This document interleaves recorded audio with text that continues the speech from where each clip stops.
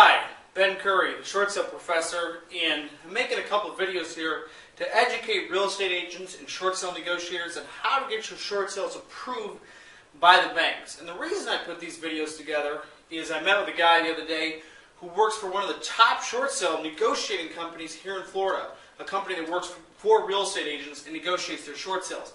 We were talking about a file he was doing, and I said, well, what about this file, blah, blah, blah, is it Fannie Mae, is it not? And he didn't even bother to look up if it was Fannie Mae or Freddie Mac or anything else, and I did a real fast search, found out the files with Fannie Mae.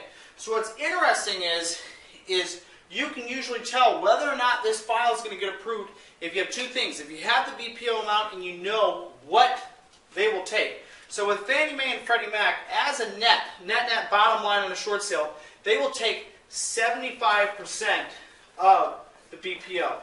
So if your BPO came back at $200,000, they will take net bottom line after all the costs, real and property taxes and so on and so forth, $150K. So these are some of the easiest files to look up. And if you're trying to figure out, is this loan with Fannie Mae or is it with Freddie Mac? Just go to Google, look up, is my loan with Fannie Mae, is my loan with Freddie Mac?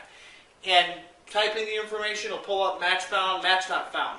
So what you can do is, let's say you have a file, and for example, we had one the other day where the BPO came back at 280. So we were thinking, we've got a price right now of 250. Is that going to work? That was what it was listed for. And I was running the numbers, looking at it, and I didn't. Then I said, you know what? It does. It's Fannie Mae, and they'll take 75%. They'll take a net of anything over 210. So I put together a HUD. I didn't have it at this point know for sure if they would take that amount, but I had a pretty good clue from dealing with other files. Sent the negotiator HUD for 211. She originally had been countering at like 260 or 280 or something like that. And I sent her a HUD that netted 211. Boom, we had an approval. She just had to submit the paperwork to Fannie Mae, and then we were done. So that's just an example of what they will take. So if you're dealing with one of these files, these are the easiest files to do. And real estate agents, you got to also know they will pay you a full 6% commission. So you're not getting beat down to 5% or 4% or some ridiculously low number. The next most common thing that we're dealing with is FHA short sales. What will FHA take? And FHA will take 88% in the first 30 days. So 0 to 30 days. And then in the next 30 to 60 days, they'll take 86%. And then after 60 days, their net bottom line is 84%. The other thing you need to be aware of with FHA is they're pretty stringent. They only have a 120-day marketing time. So you get the appraisal back today, boom, you've got 120 days to sell that house. And with 84%, usually you've got to sell it for pretty close to whatever it appraised for. For example, we did one where we netted them like 151. The BPO, or the appraisal, they use an FHA appraiser to find their value, not a BPO agent. The appraisal would come back at 180 with all the stuff. We managed to get it sold for 168.5. VA is a little bit tougher. It depends. I've only done a couple of VA short sales. Depends on how much you push and whether or not you escalate the file. VA normally will only take 88%. So if you got a $200,000 house, if my calculations are right, that'd be $166,000 net bottom line they take for a $200,000 BPO. And the other thing you got to be aware of, and I haven't done enough VA short sales to find out the answer to this yet or not, is VA only guarantees the top 25% of the loan. So if your loan's for $200,000, they will only guarantee them against loss on the first $50,000. So if any net bottom line to whoever the investor is in the file, whoever owns the mortgage, in this case on the property we did, it was Wells Fargo, they will be taking the loss themselves. It won't go anywhere to the any more money out of VA's pocket. The other things you got to be aware of with FHA and VA files is you, as the real estate agent, you have the right to copy those appraisals. You can't I can't tell you the BPO value or this or that. They have to tell you. With VA, they don't even necessarily, I don't think they get an original copy. You can actually call the VA office, find your regional office. Actually, all the regional offices can help all the people all over the United States. So you might call the Tampa or the St. Petersburg, Florida one. There's one in Atlanta, Georgia, if I remember correctly. call one of those offices, and you'll get your VA case number off the face of the mortgage. It'll be just below where they signed, and then there's the next thing is there's like a VA rider. On that will be the VA case number. You give the person at the VA office that case number, they can tell you what the appraisal came back at. So that's a very useful tool. But the one problem with VA is they'll only take 88%. In this case, if you're lucky, the appraisal came back low enough that we were able to do it.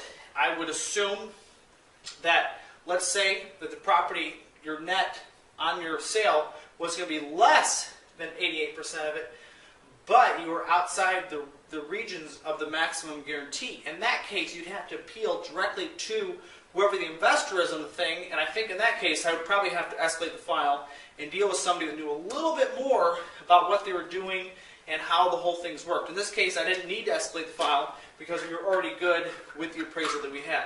The other ones you got to be aware of is what I call slice and dice. And slice and dice, or they're really tightening up their regs, they will most of the time only take about 85% of the BPO. So, for example, if your BPO comes back at 200 grand, you can only sell the house, or you can only net them $170,000. Now, that's not a solid, rock solid number.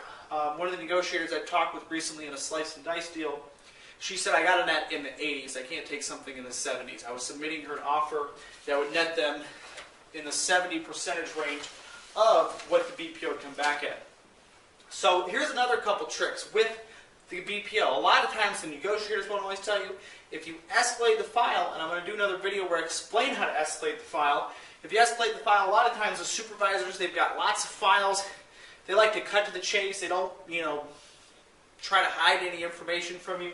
Just, here, get this file approved and let's move on with my life. They're not trying to play games and pull crazy stunts. A lot of times the supervisors will tell you what the amount is. But another trick I've learned is you call in to the normal short sale line. So if you're calling, countrywide, you call the 888-903-1053 number. You get that number, you give the person your loan number so you can talk to them, and then you act kind of stupid like, oh yeah, what did the BPO come back at? And they'll go, oh, let me look through the file, and they'll look through it, and sometimes, if you're lucky, you can get the information on the BPO amount, even though the negotiator won't give it to you. So that's a couple of notes on what percentage of the BPO will these people take. And the reason you need to know this stuff is you're not negotiating blind. So the negotiators, they don't have the power to pull the wool over your eyes and say, oh, we can't accept that value. Because so many times, it's so frustrating, as I'm sure you know. You go out, you work hard on the property, you get a decent BPO done, everything's going good, and then what does the negotiator do? They counter at what? They counter at the BPO value. So for example, you've got that property we just sold for $250, that BPO'd for $280. What'll happen is, as soon as you get the negotiator on, they're like, yo, you got to come up, bring your offer up to $280, otherwise we can't accept it. And you're just like, look, this is what the value was 3 to 6 months ago. We're in a declining market here in Florida, and it's only worth $250 today. But try arguing that with them. So instead, if you find out what the numbers are, you can know exactly what to submit. Boom, you can take it. For example, on another Freddie Mac deal the other day, I knew what the BPO came back at was because the negotiator told me, and I knew that we could net a lower number than what we happened to have the property sold for, and what was net in the HUD. And I submitted the HUD. I think the net bottom they would take was like around 160. I submitted the HUD because the property had sold for more money at like 172, and she countered at a net to them of 176. So I asked the buyers, it's faster to see if the buyers had raised their offer. Buyers raised their offer, and they ended up netting $16,000 more. If the buyers had said, no, we're not willing to raise their offer, rather than being stuck at a dead end where, we've got $4,000 of squeeze, you can either come out of the commission or this or that, but I'm not willing to give up the commission. Instead, because of the rules, I was able to tell her, look, you got to take that 172. That's a lot higher than the 160.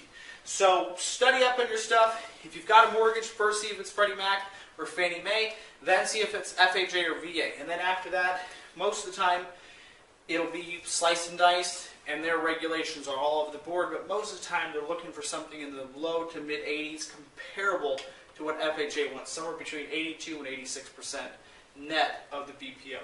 So if you've got any questions, go to my website, shortsaleagentadvocate.com, and we've got a Q&A blog there, and you can fill it out and ask me any more information you need about how to do short sales, escalate the files, get these things done so we can make some money and also help out, people get their house sold, save their credit, salvage their life. So if you got any more questions, submit them on my blog. Thanks.